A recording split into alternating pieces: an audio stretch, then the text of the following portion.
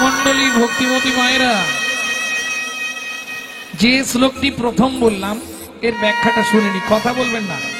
শুনলাম আপনারা বিকেল থেকে সব এসে নাকি বসে আছেন হরিনাম শুনবেন বলে, তাহলে হরিবাসরে এসে কথা বলবো কেন? 2 টাকার পুণ্য কিনতে এসে 10 টাকার পাপ কিনে নিয়ে বাড়ি যাও। পাড়ায় এত হরিনাম হচ্ছে, ঝগড়া কমলো?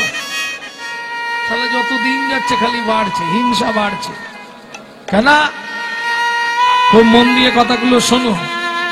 গো কাটি দানে, শোনা যায় কেউ যদি ব্রাহ্মণকে গরু দান করে তার নাকি প্রচুর পরিমাণে পুণ্য সঞ্চার হয়। না না ভেবনি আমি ব্রাহ্মণ বলে বলছি, আমাকে গরু দিতে হবে না। বলছে কটি গরু ব্রাহ্মণকে দান করলে তোমার যে পুণ্য সঞ্চার হবে, গো কাটি দানে গ্রহণে চ কাশী, সূর্যগ্রহণ বা চন্দ্রগ্রহণের সময় কেউ যদি কাশীর মণিকর্ণিকার ঘাটে স্নান করে তার 100 জন্মের মহাপাপ দূরীভূত হয়ে যায়। কোথায় বলা আছে? শিব পুরাণে। গো কাটি দানে গহনে চ কাশী। এইবার বলি, এই মাঘ মাসে সবাই ছুটছে কোথায়? প্রয়াগে। কেন বললেন? শোনো ভাই, মাঘ মাসে প্রয়াগ তীর্থ করলে মাঘে প্রয়াগে কটি কল্পবাসে।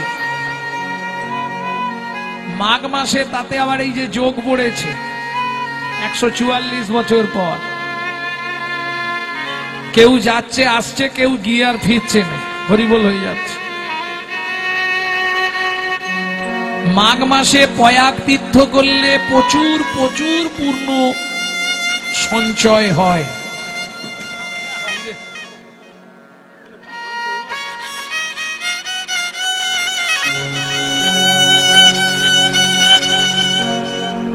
শাস্ত্র বলছে কোটি কল্পকাল কেউ যদি মাঘ মাসে প্রয়াগ তীর্থ করে যে পুণ্য সঞ্চার হবে। মাঘে প্রয়াগে কটি কল্পবাসী, সুমেরু সমতুল হিরণ্য দানে, পর্বতের সমান সোনা দান করলে তোমার যে পুণ্য সঞ্চার হবে, এতগুলো পুণ্যকে যদি এক জায়গায় করা হয় তাতেও আমার গোবিন্দ নামের সঙ্গে তুলনা হবে না। গো কাটি দানে গহনে চ কাশী। ছেলেটা যখন শ্লোকটা শুনল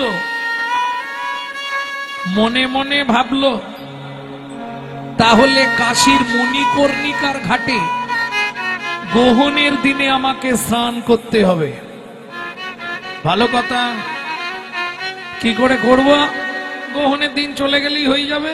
না না, আমার তো এখনো দীক্ষাই হয়নি, আগে দীক্ষা নিতে হবে তারপর স্নানটা করতে হবে, তাহলে ফলটা ভালো পাওয়া যাবে।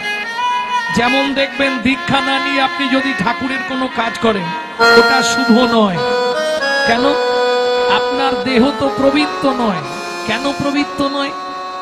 দেখবেন যদি আপনার দেহ প্রবৃত্ত হতো তাহলে ব্রাহ্মণরা কাজ করাতে বসলেই আগে বলে, হাত জোড়ো করে বলো অপবিত্র পবিত্র বা, বলে না? তাহলে মানব জীবনটা কি অপবিত্র? অনেক সুকৃতির ফলে মনুষ্য জন্ম, সেটা অপবিত্র হয় কি করে? ভালো করে শুনে নিন, মানব দেহ শস্য ক্ষেত্র সর্বদা পবিত্র, কিন্তু যে যাহার কর্মদোষে অপবিত্র হয়। চেতন হয়ে করো চাষ, ফসল ফলবে 12 মাস। চেতন হয়ে করো চাষ, ফসল ফলবে 12 মাস। এ দেহ তো অপবিত্র নয়, এ দেহ তো অপবিত্র নয়। এর এখন পরিমাণ কম হয়ে গেছে, মাপ সুরজ 14 পুয়ার ভিতর বৃদ্ধি আছে। ভগবাত সহ 14 পুয়ার ভিতর বৃদ্ধি আছে। 6টি রিপু 6টি হেলে মজা করে খাচ্ছে, গুরুদেবের দেওয়া বস্তু যেখানে যা পাচ্ছে, ওগো গুরুদেবের দেয়া বস্তু যেখানে যা পাচ্ছে, ছয়টি যদি হেলে হলো তিনটে ন্যাঙুল চাই, চাই ন্যাঙুলের জোগাড় আছে চিন্তা কিছু নাই। ওগো নেগলের জোগাড় আছে চিন্তা কিছু না, সাধু শাস্ত্র গুরু বাক্য তিনটে ন্যাঙুল লবে, লবে ছটা হেলের কাঁধে দিয়ে সর্বদা ঘুরাবে।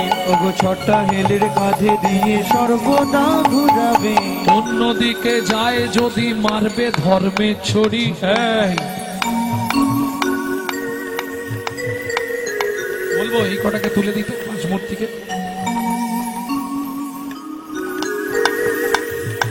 একান্তকে করবে তার এক গুড় বান্ধা দড়ি, ওগো একান্তকে করবে তার এক গুরু বান্ধা দড়ি, দইবে যদি এক খণ্ড ছিন্ডাই অনুরাগে, রাগে ছটা হেলে ছুটে গিয়ে ফসল খাবে আগে। ওগো ছটা হেলে ছুটে গিয়ে ফসল খাবে আগে। ছটা হেলের মুখে তখন ভক্তি জ্বালতি দেবে, ছটা হেলে মুখে তখন ভক্তি জ্বালতি দেবে, আর জ্বালতি দিয়ে দেহ জমি আবাদ করিবে।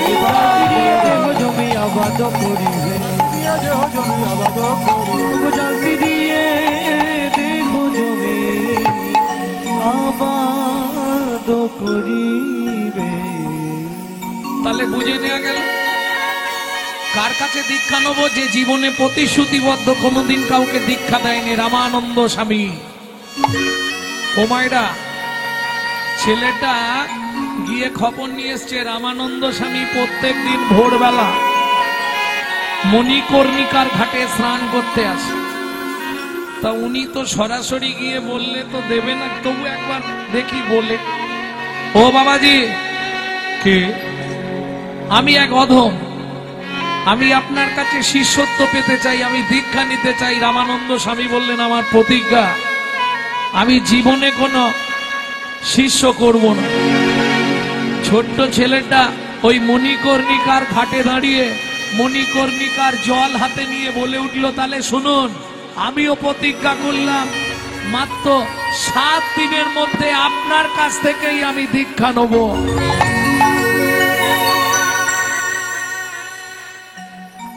কি করে হবে? ভক্তমন্ডলী, ভক্তিমতী মায়েরা, प्रथम पहर में सबसे जागे, द्वितीय पहर में भोगी, तृतीय पहर में चोर जागे, चतुर्थ पहर में जोगी। प्रथम पहरे देखबेन सबाई जेगे थाके, द्वितीय पहरे कारा जागे जारा ताला भाঙার চাকরি করে নাকি, নানা যাদের ভোগের স্পৃহা। তৃতীয় পহরে যারা তালা ভাঙে তারা জাগে। চতুর্থ পহরে যারা যোগী মানুষ, ভোর হলেই একদম চলে গেল গঙ্গা স্নান। কেন? যোগে বসতে হবে। ছোট্ট ছেলেটা ওই মণিকর্ণিকার ঘাটের পাথর একটা তুলে ফেলে দিয়েছে জলে।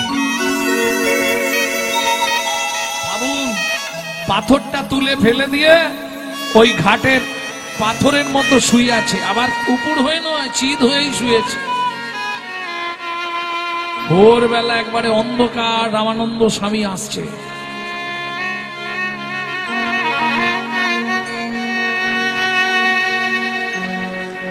भजमन रामचरण सुखदाय, भजमन रामचरण सुखदाय, रामचरण सुखदाय, रामचरण सुखदाय, भजमन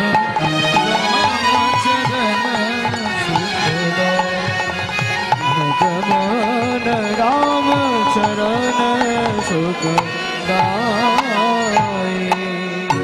जाका चरणन में पाषाण उधारा, जाका चरण में पाषाण उधारा, माधव तरणी स्वर्णकारी, रामचरण सुखदाय, रामचरण पिताई गौर हरि हरि हरि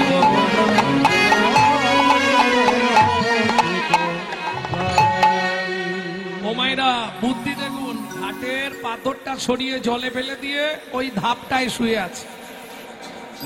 একবারে চিৎ হয়ে, আর রামানন্দ স্বামী তো রাম নাম রাম নাম করতে করতে এসে যেই পাটা তুলেছে, প্রথম ধাপগুলো তো শক্ত পাথর, এই 3 নম্বর ধাপটা এত নরম কেন?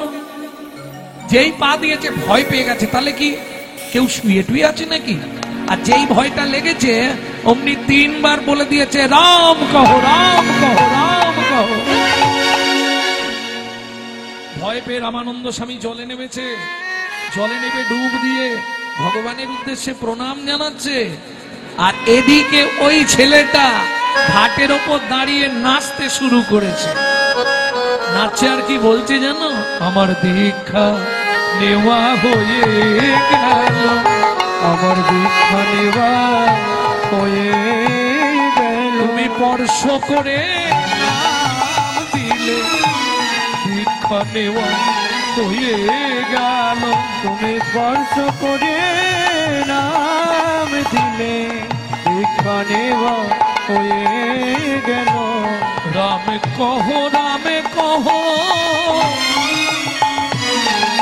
কইলে উচ্চার, সেই হতে হইল মোর দীক্ষা গ্রহণ। সেই হতে হইল মোর দীক্ষা গ্রহণ। অজান্তে কৃপা হয়ে গেল, দেখলেন? পাটা তুলে দিয়ে রাম কহ রাম। রামানন্দ স্বামী তো ভয়ে বলেছে, কিন্তু ওটাকেই ছেলেটা দীক্ষা মন্ত্র হিসাবে ধরে নিয়েছে। আমাকে স্পর্শ দিয়েছে, চরণ দিয়েছে, আর নাম বলেছে, তাহলে এটাই আমার দীক্ষা। রামানন্দ স্বামী উঠে দাঁড়ালেন, স্নান সেরে ষষ্ঠাঙ্গে গুরুচরণে দণ্ডবত দিয়েছে। অস্পৃশ্য অধম মেলেছ আমি,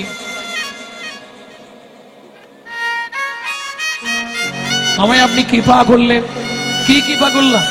ওমা, আপনি বলেছিলেন জীবনে শিষ্য করব না, আমি তো শিষ্য হয়ে গেলাম। কি করে? আপনি আমার বুকে পা দিয়ে বলেছেন, রাম কহো রাম কহো রাম কহো। এই তো আমার দীক্ষা নেওয়া হয়ে গেল। রামানন্দ স্বামী তাজ্জব হয়ে গেলেন, এত অনুরাগ তো। বেশ, আমি তোকে কৃপা করলাম। এই শোন, আজ থেকে এই মণিকর্ণিকার ঘাটের ধারে থাকবি। কতজন স্নান করছে এটা প্রত্যেক দিনের শেষে আমাকে একবার করে জানাবো। গুরুদেব একটা চাকরি দিয়েছে, ভালো চাকরি পেয়েছে। আরে ঘাটের চাকরি সব থেকে বড় চাকরি, জানো তো? এই যে যারা পাড়ের ঘাটে টিকিট কাটে, লঞ্চ বলুন ফেরি ঘাট বলুন, এ ভালো চাকরি, সুখের চাকরি না? লোক পার হবে, আমাকে পয়সা দিয়ে যাও। 3 মাস কেটে গেছে, কিছু লিখতে মন চায়। গুরুদেব আমি কিছু লিখবো? তোর যা ইচ্ছা তাই লিখ। ছদ্মবেশধারী রামচন্দ্র একদিন নিশির প্রভাত কালে ওই মণিকর্ণিকার ঘাটে স্নান করতে গেছে। এক দৃষ্টে ছেলেটা তাকিয়ে আছে। প্রত্যেক দিন কত ছেলে মেয়ে স্নান করে, কিন্তু তোমার মতো তো আমি কাউকে দেখি নাই। তোমার মতো তো আমি কাউকে দেখি না। এমন ভুবন ভলানো রূপ, যে রূপের ছটায় ত্রিভুবন আলো করে। কৃপা হয়ে গেল। তুমি যেই হও, দাঁড়াও ঘাটে, দাঁড়াও ভালো করে, তোমার পরিচয় লেখাও, তারপর স্নান করে যাও। এটা আমার গুরুদেবের আদেশ। রামচন্দ্র বলছে, আমার আবার পরিচয়? হায় হায় হায়, কি ছেলে রে! আমার আবার পরিচয় কিসের? এই শোন, আজকে তুই আমাকে এই ঘাটে নামতে দে, সেই দিন আমিও তোকে ঘাটে ছেড়ে দেব, কোনো আটকাবো না। কথাটা বোঝা গেল? আজকে তুই যদি আমায় ঠিক ঠিক ঘাটে নামতে দিস, যেদিন তুই ভবসিন্ধুর ঘাটে যাবি সেদিন আমিও তোকে নামতে দেব। ছেলেটা তো সব বুঝতে চাইছে না। দাঁড়াও, আগে তোমার নাম লিখি, নাম বলো। ভগবান বলছে আমি কাউকে নাম বলি না। ওমা, তোমার একটা পরিচয় আছে তো, আমার পরিচয় আমি কাউকে দিই না। তাহলে তো আমি তোমায় ঘাটে নামতে দেবো না, এটা আমার গুরুদেবের আদেশ। আগে দেখবি ভালো করে কে এলো স্নান করতে, তার নাম ধাম লিখবি, তারপর তাকে মণিকর্ণিকার ঘাটে নামতে দিবি। এই তোমাদের না স্বভাব খারাপ, জানো? কথা বলতে বলতে নেমে যাচ্ছে। আগে কথা বলো।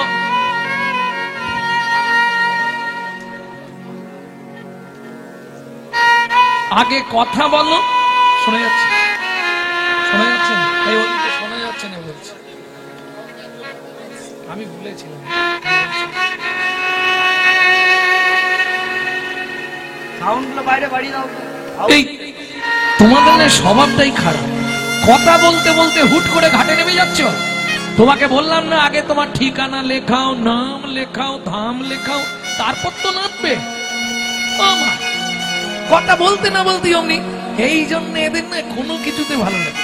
হ্যাঁ, ভিড়ের তালে সব গোল দেওয়ার ধান্দা। দাঁড়াও, ভগবান বলছে আজ পর্যন্ত কেউ আমাকে কথা তো বলেনি বাবা। কি বিড়বিড় করছো? জোরে বলো। আরে শোন, কেউ আমাকে কোনোদিন বলেনি আগে দাঁড়াও, তারপর আমি নাম ধাম লিখি, তারপর স্নান করতে যাবে। তা তুই যখন বলছিস আমার নাম লিখবি, চোখটা একবার বন্ধ কর। বন্ধ করলেই আমার নামটা তুই জেনে যাবি। তুমি কি আমাকে বোকা পেয়েছো? হ্যাঁ, আমি চোখটা বন্ধ করব, আর সেই সুযোগে তুমি টুক করে নেবে ডুব দিয়ে চলে যাবে। ওটি হচ্ছে না আমার গুরুদেবের আদেশ। আগে তোমার নাম লেখাবে, তারপর তুমি নামতে পারবে। কেমন? আচ্ছা ঠিক আছে। তোর নাম কি? আমার নাম কবির। বাহ, ভালো ছেলে তো তুই। তাই কিছু টাকা পয়সা দিলে স্নান করা যায় না? না, গুরুদেবের আদেশ, কিচ্ছু দিতে হবে না, শুধু নামটা বলো, লিখে নি।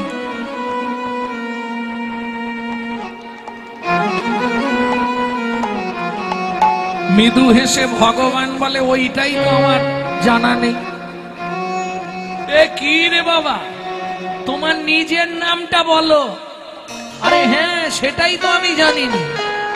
তার মানে বলে তোকে কটা বলবো, যে যা বলে ডাকে আমি সাড়া দিই। তার মানে তোমার নিজের কোনো নাম নেই? বাবা মা কোনো নাম দেয়নি? আরে বাবা মা নাম দিয়েছে, সে নাম ধামা চাপা পড়ে গেছে, এখন যে যা বলে আমি তাতেই সাড়া দিয়ে দিই। আহা, করুণা ঘন বিগ্রহ ভগবান ভক্তকে কেমন কৃপা করছে দেখো। তা তুই একবার চোখটা বন্ধ করলেই তো আমার নাম জেনে যাবি। তোকে বললাম আমি, তুই শুনলি না তো। এই যে, তাহলে তুমি আমার হাতটা ধরে রাখো দেখি। কেন? আমি চোখ বন্ধ করলেই তুমি যদি গিয়ে স্নান করে চলে যাও, তাহলে আমি ধরবো কি করে তোমায়? বেশ, হাতে হাত রাখ। যেই হাতটা রেখেছে, আহা, পরশমণির স্পর্শ লাগলে লোহা যেমন সোনা হয়, লোহা যেমন সোনা হয়। ভগবানের অঙ্গের পরশ পেয়ে ভক্তের সারা শরীর যেন কি হলো, শ্রীহরণ দিয়ে উঠলো। যেই চোখ খুলেছে, আহা, নব দুর্বাদল শ্যাম সুন্দর শ্রী রামচন্দ্র। অমনি বলে তুমি একটু দাঁড়াও, আমি আগে একটা গান লিখবো তোমার জন্য। গান লিখবি? এই গানটি ওই দিনই রচনা। গানটি আপনারা জানেন, কিন্তু গানটির হিস্ট্রি, ইতিহাসটা জানেন। ঠিক আছে, লিখ।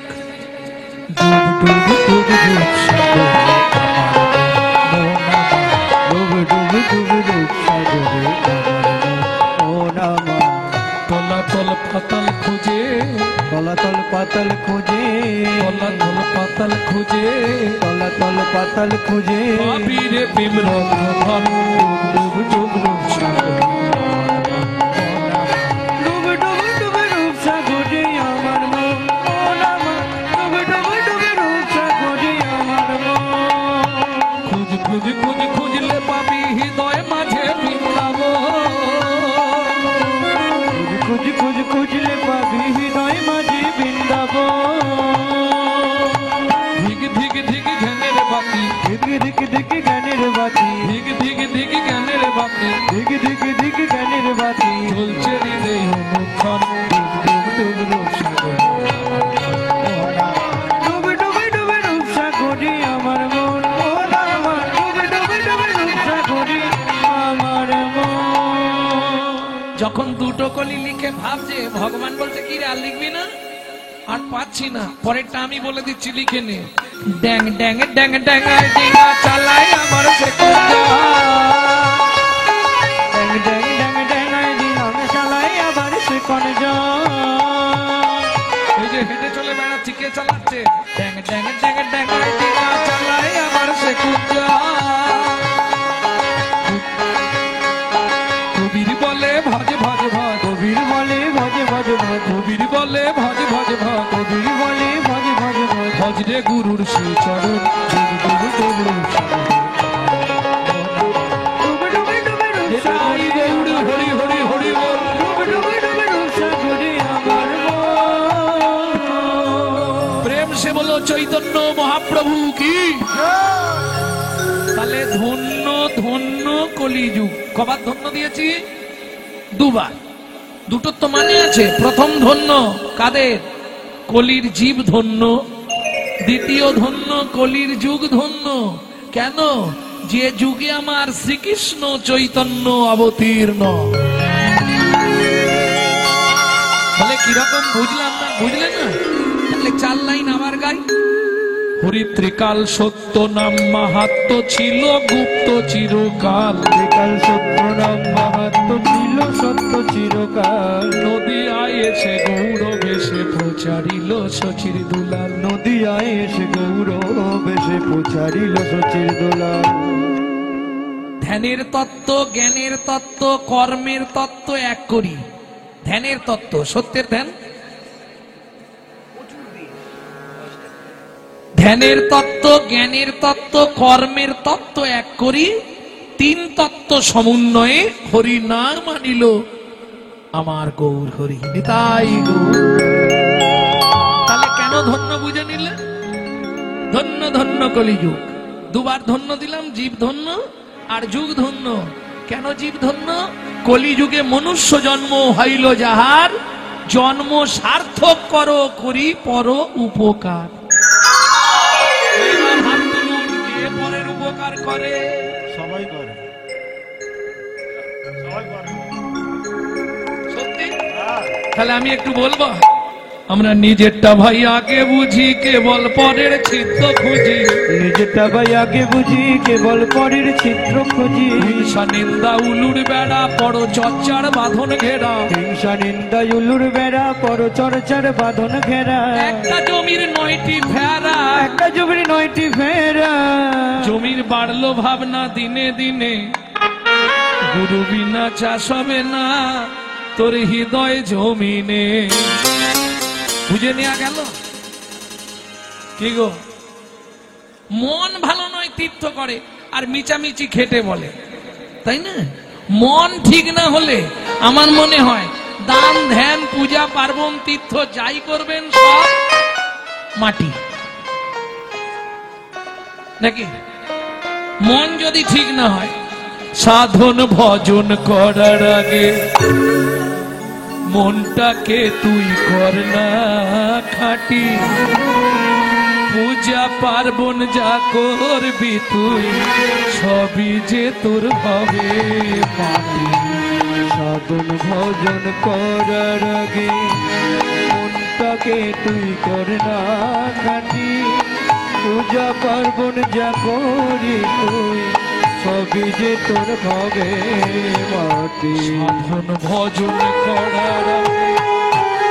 আস্তে, কেন বললাম?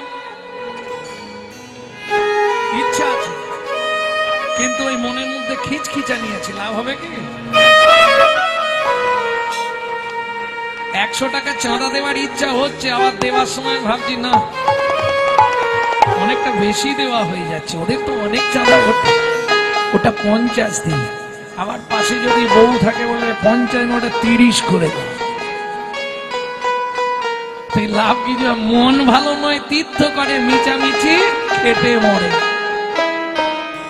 সাধন ভজন করার আগে মনটাকে তুই কর না খাটি, পূজা পার্বণ যা করিস তুই সবই যে তোর হবে মাটি।